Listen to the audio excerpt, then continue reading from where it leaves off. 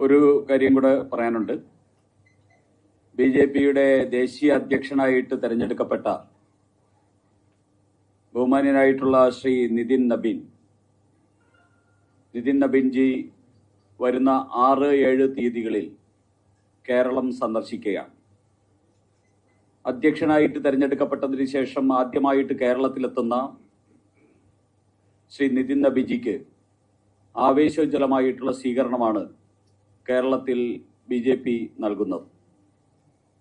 6-ാം തീയതി ഉച്ചയോടുകൂടി അദ്ദേഹം കൊച്ചി ഇന്റർനാഷണൽ എയർപോർട്ടിലെത്തും.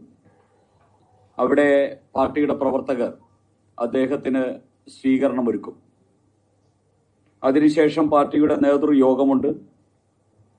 ആ നേതൃയോഗത്തിന് ശേഷം 3:30 ആലുവയിലെ അഡ്ലക്സ് ഇന്റർനാഷണൽ ഹാളിൽ എറണാകുളം, ആലപ്പുഴ ജില്ലകളിലെ പാർട്ടിയുടെ ബൂത്ത് പ്രസിഡന്റുമാരുടെ സമ്മേളനത്തിൽ അദ്ദേഹം പങ്കെടുക്കും. 6000-ഓളം വരുന്ന ബൂത്ത് പ്രസിഡന്റുമാർ പങ്കെടുക്കുന്ന സമ്മേളനത്തിൽ അത് ഉദ്ഘാടനം ചെയ്തുകൊണ്ട് പാർട്ടിയുടെ ദേശീയ അധ്യക്ഷൻ നിതിൻ നബീൻജി സംസാരിക്കും.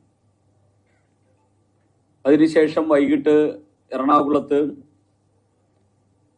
പാലാരിവട്ടത്ത് പാർട്ടിയുടെ സംസ്ഥാന നേതൃയോഗത്തിൽ അദ്ദേഹം പങ്കെടുക്കും. പാർട്ടിയുടെ ജില്ലാ അധ്യക്ഷന്മാർ, പാർട്ടിയുടെ ജില്ലാ ജനറൽ സെക്രട്ടറിമാർ, 140 അസംബ്ലിയുടെ ഇലക്ഷൻ ഇൻചാർജുമാർ, അതുകൂടാതെ പാർട്ടിയുടെ സംസ്ഥാന ഭാരവാഹികൾ അടങ്ങുന്ന സംസ്ഥാന നേതൃയോഗം അദ്ദേഹം ഉദ്ഘാടനം ചെയ്യും. 7-ാം തീയതി അദ്ദേഹം ശൃംഗേരി മഠം സന്ദർശിക്കും.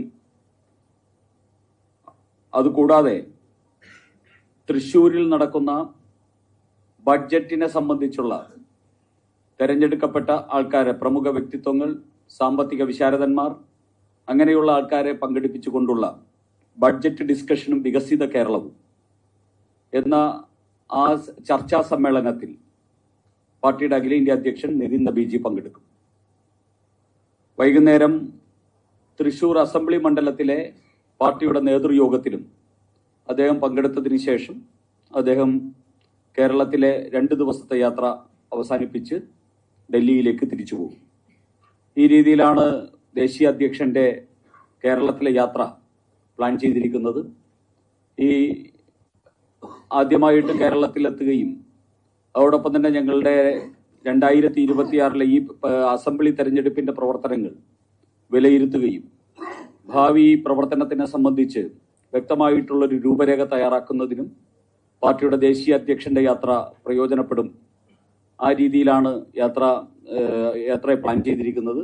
എല്ലാവരുടെയും സഹായ സഹകരണങ്ങൾ പ്രതീക്ഷിക്കുന്നു.